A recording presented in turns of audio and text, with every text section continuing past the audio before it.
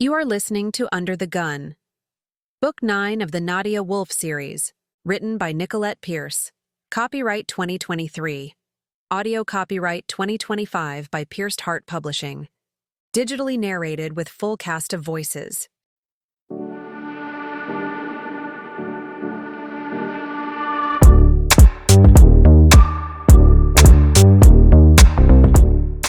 Chapter 11. Dragging my head off the pillow, I sat up on the bed, attempting to recall where I was. Ollie's demand for food shrilled through the dark space. Hotel. I was in the penthouse. Between the fitful sleep and then Ollie's midnight and 3 o'clock snacks, my mind was now the consistency of watery oatmeal. What time is it? Caleb asked. I turned my blurry gaze to an alarm clock sitting on the nightstand. 7, I said, flipping back the covers and pressing the button for the curtains. They slid open, flooding the room in light. Caleb and I groaned at the same time. These blackout curtains are great for sleeping, but not to wake up. As I shuffled to Ollie, Caleb sat at the edge of the bed like a sleepy child with ruffled hair. His hard physique and morning stubble balanced that look. I'll feed Ollie. Can you see about breakfast? I'm starving. Caleb nodded and then pushed off from the bed. Before he made it 2 steps, we heard a noise. What was that? I asked. Caleb walked to the door and pressed his ear against it. Someone is here. Call Remy, I said. Since Ollie was hungry, I nursed him to keep him quiet. Hopefully, it was just Edward or the chef in the penthouse. But I didn't want to take chances, especially since I wasn't too sure about Edward to begin with. After all, he did bypass Remy to hire the personal shopper. Who else might he let in without Remy's knowledge? As Caleb called Remy, I stared at the door with wide eyes, fearing it would be kicked in. It's Caleb, he said into the phone. It sounds like someone is in the penthouse. Do you know who it is? He paused. Yeah, we're locked in the bedroom. Another pause. Thanks. When he disconnected, I asked, What did Remy say? There shouldn't be anyone here. He didn't unlock the floor. Someone broke in? Remy is on his way up to check. Suddenly, the bedroom didn't seem so safe, but there was no way out except the one door, which led straight to the intruder. We were stuck. We're safe in here, Caleb said as if he read my mind. For how long? Remy will be here before anyone can harm us. Even though Caleb sounded unfazed, his eyes scanned the room. He picked up a heavy glass vase from a side table and positioned himself in front of the door. Move back, I said. If they shoot at the door lock, you'll get hit. Caleb stepped over, but not far enough away for my liking. We watched the door for what seemed like an eternity until someone knocked, making us both jump. Ollie startled at the movement. Who is it? Caleb called.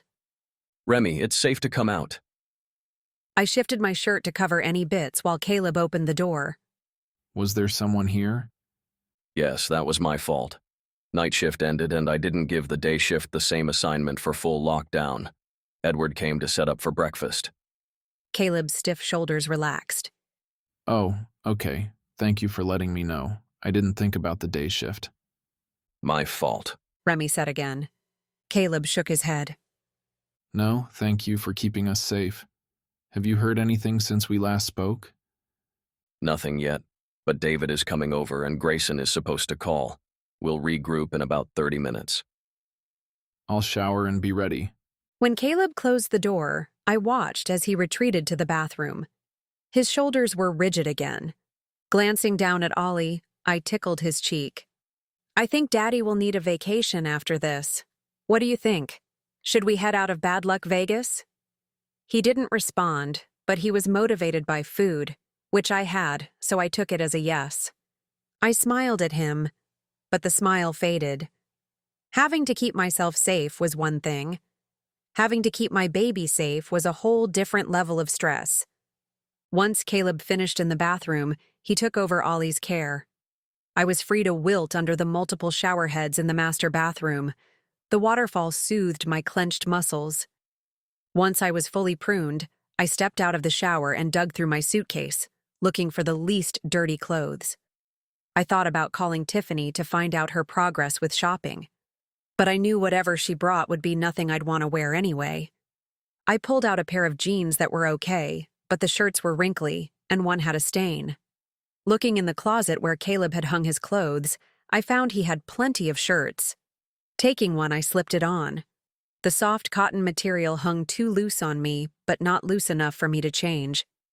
Just as I was about to leave the closet, my gaze caught on the safe. Opening it, I took out the charm and stared at it. "Are you holding a secret?"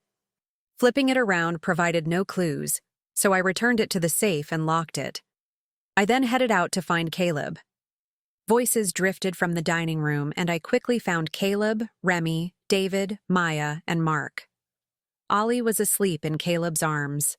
A laptop sat in the middle of the table, and everyone gathered to look at it. There is a money trail, Grayson's voice came from the laptop. but it's not clear where it's coming from or where it's going.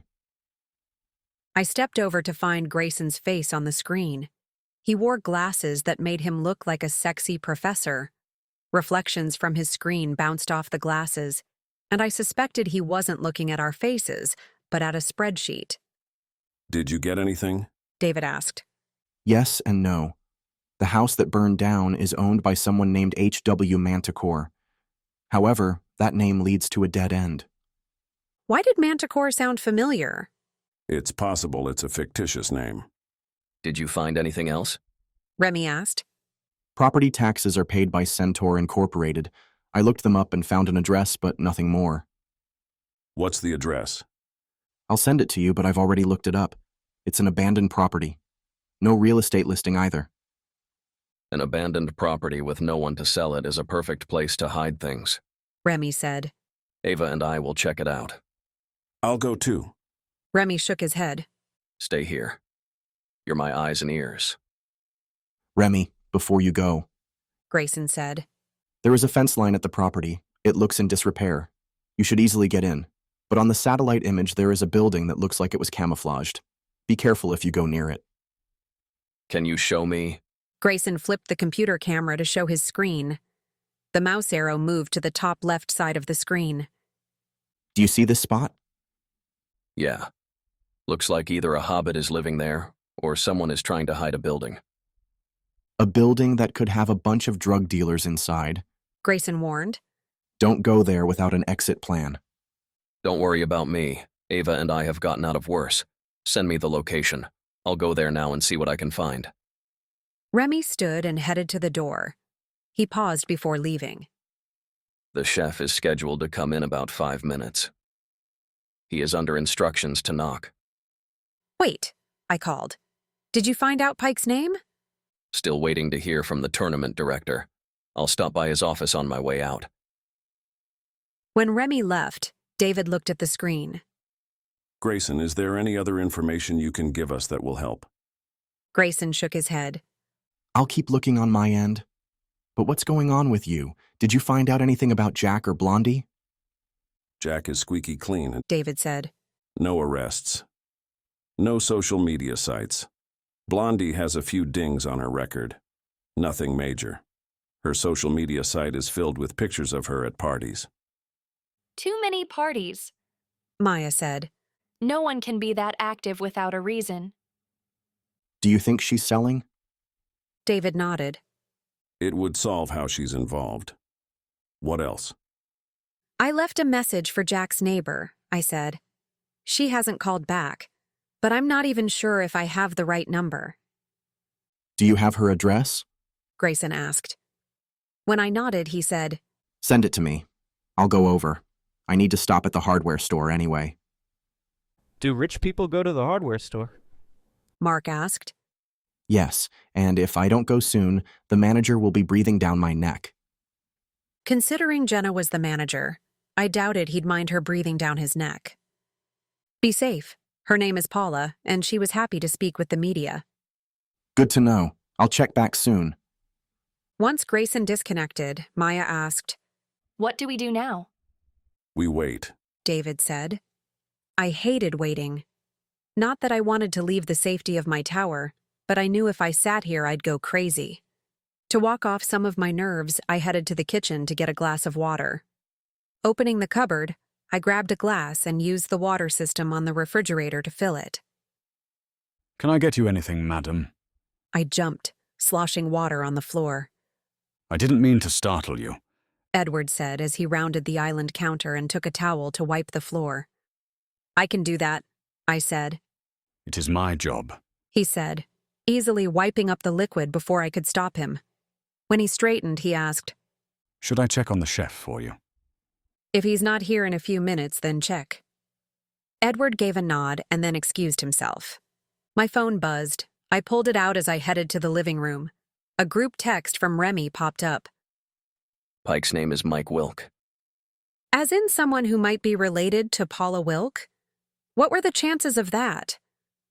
Remy also added Mike's phone number. I replied to the group. I'll call him. I was about to press the phone number, but then stopped. It wasn't even 8 yet. If I woke him, I wouldn't get any information out of him. I'll look at his social media. Maya replied. I'll get court records. David added. Content that we had something to do while we waited, I plopped down on the couch and placed my water on the coffee table. I'd have to call Mike and Paula later, but until then, I would research the charm. Even though the charm angle hadn't been helpful, I wanted to make sure it wasn't a dead end. The search result on charms was numerous. There were many pictures of the different styles. As I scrolled through, I couldn't find one that looked like mine. However, I stumbled onto a few tutorials about how to make them. Some repurposed used materials while others used items from hobby stores. Those didn't help me. I was about to give up my search when I scrolled a little further and found a crafter who made custom charms.